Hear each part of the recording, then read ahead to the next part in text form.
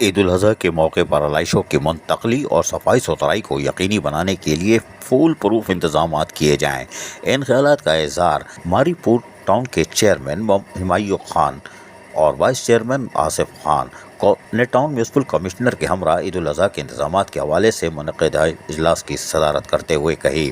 اس موقع پر اراکین کونسل اور زین سالڈ ویسٹ مینجمنٹ بورڈ کے ذمہ داران کے علاوہ superintending engineer, XEN, D T O اور دیگر افسران بھی موجود تھے۔ یہاں پر اجلاس کے دوران واضح طور پر جہاں حکمت عملی کا تعین کیا گیا، وہیں پر یونین کونسل کے چیئرمین نے گزشتہ سال سالڈ ویسٹ کی کارکردگی پہ تحفظات کا بھی اظہار کیا تھا۔ کوئی بات نہیں، یہ تو ہوتا ہے۔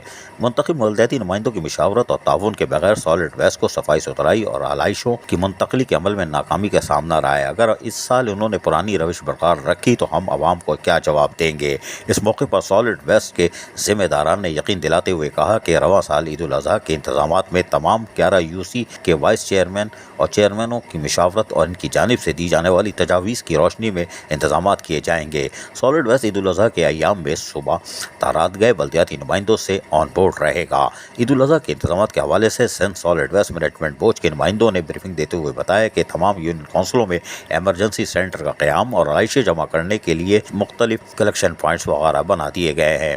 واضح رہے کہ سالڈ ویسٹ مینجمنٹ بورڈ پر عدم اطمینان کا اظہار مختلف ٹاؤنز کرتے چلے آ رہے ہیں، تاہم سابق بلدیہ کیماڑی کے ماری پور ٹاؤن کے چیئرمین محمد ہمایوں خان ہوں یا اس کے ساتھ ساتھ وائس چیئرمین آصف کوثر یا دیگر ٹاؤن میونسپل کمشنر یقینی طور پر اپنے لوگوں کو سہولیات کی فراہمی کو یقینی بنائیں گے۔ عزیز عارف، KBS بلدیاتی نیوز کراچی۔ ایسی ہی خوبصورت ویڈیوز فیوچر میں حاصل کرنے کے لیے ریڈ بٹن پر کلک کر کے اور بیل آئیکن کو پریس کر کے ہم سب کے سبسکرائبر بننا مت بھولیے۔